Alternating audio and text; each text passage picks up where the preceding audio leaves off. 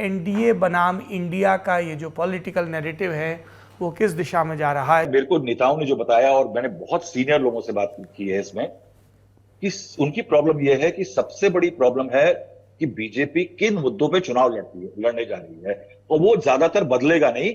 उसमें आइटम्स जो है फेरबदल हो जाएगी। एक है पोलराइजेशन, दूसरा है सोशल इंजीनियरिंग, और तीसरा है आपका बेनिफिशियरी। अब ये तीन मुद्दे जो हैं, ये स्टैटिक हैं, फिक्स्ड हैं बीजेपी के।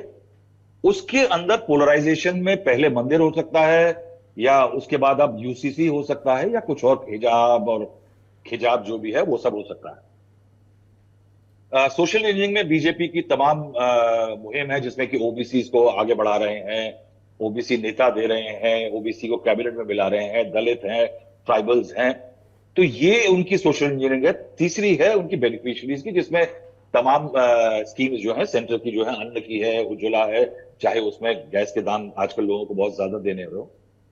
उन्होंने कहा कि बीजेपी इन तीन चीजों से ज्यादा इधर उधर नहीं जाएगी, तो हम अपना एक कॉमन एजेंडा तैयार कर सकते हैं कि हम बीजेपी को किन मामलों में तय करेंगे। संदीप जी, क्या जानकारी है हमारे पास?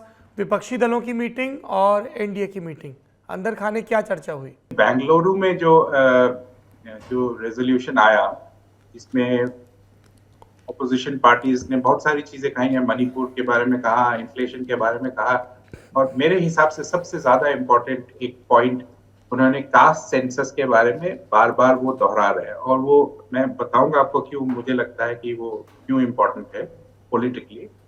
तो ये पूरा जो रेजोल्यूशन था, वो सीताराम का रोल इसमें बहुत ही मिनिमम था, और ये जयराम रमेश और कांग्रेस के पहल में हुआ। जहां तक मैंने कहा कि ये कास्ट सेंसस का जो मेंशन करना रेजोल्यूशन में क्यों इम्पोर्टेंट है, मैं बताता हूँ। क्योंकि जो अभी राहुल बता रहे थे कि उनका अपना आकलन है कि 4 बिंदुओं पे चुनाव लड़े जाएंगे: polarisation, beneficiary politics, social engineering, और ये मतलब ये सब जो मेन मुद्दे होंगे। तो राम मंदिर का मुद्दा आ जाएगा अगले साल जनवरी में। यूनिफॉर्म सिविल कोड पे आप देखिए, ऑलरेडी अपोजिशन पार्टीज के अलग अलग इश्यूज है।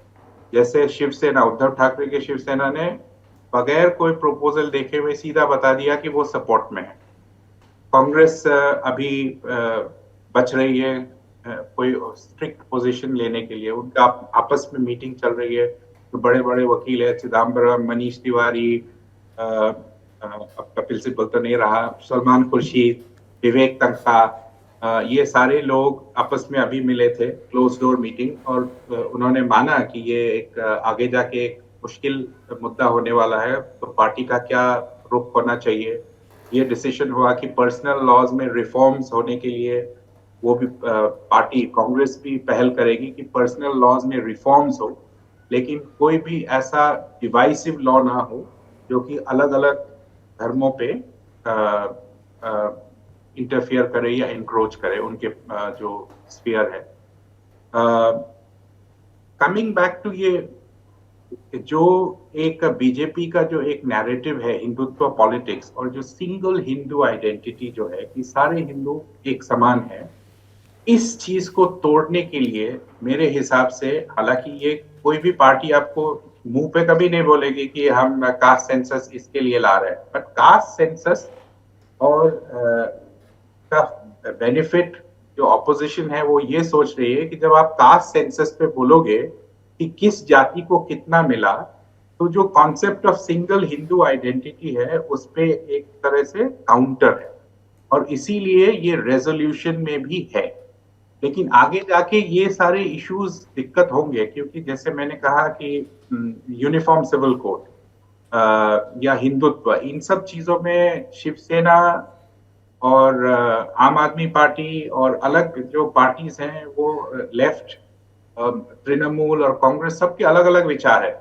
क्या वो एक कॉमन पोजीशन ले पाएंगे? आपने देखा होगा सौरभ, जब ये उनको ये एक सवाल पूछा गया था बैंगलोर में, राहुल जी थे उस प्रेस कॉन्फ्रेंस में, एक सवाल पूछा था, और जो वीसीके के जो तिरुवल्लुवन है जो लीडर, उन्होंने अंदर मीटिंग में भी ये कहा था कि in this meeting itself we should take a position on uniform civil code, लेकिन उसमें कोई सहमति नहीं हुआ, there was no consensus within the meeting.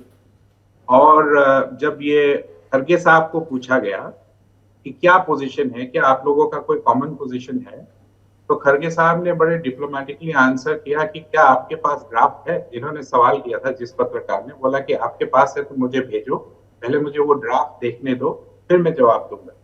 तो वो पत्रकार वार्ता के लिए तो ठीक है, लेकिन ये ऐसे जो ट्रिकी इश्यूज है वो आगे जाके जरूर उनको दिक्कत होगा।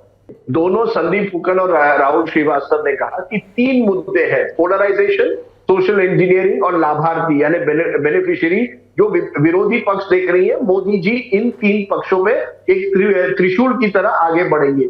एक चौथा मुद्दा है मोदी जी खुद।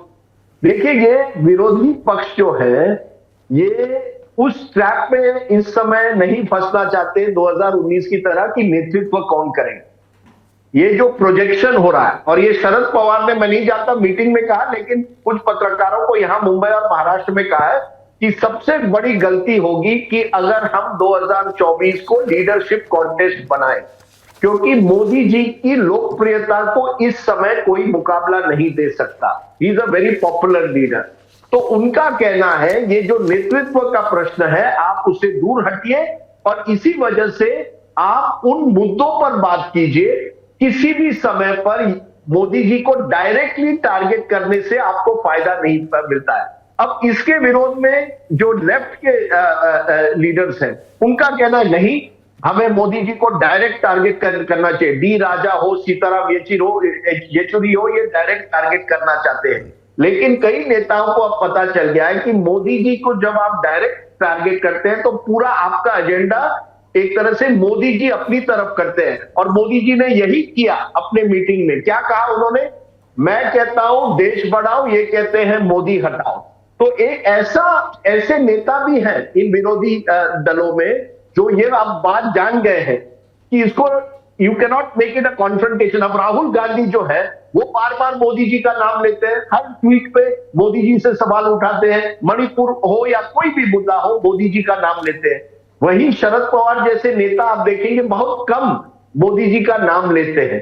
तो ये बात भी तय करनी पड़ेगी इस विरोधी दल को कि किस तरह से आप इस चुनाव को लोकलाइज कर पाओगे, क्योंकि अगर ये नेशनल लीडरशिप कॉन्टेस्ट हो तो वो एडवांटेज बीजेपी एक बार फिर होगा, ये एक सवाल। तो ये मुझे याद रखना था कि ये पोलराइजेशन, सोशल इंजीनियरिंग, लाभार्थी, मोदी फैक्टर।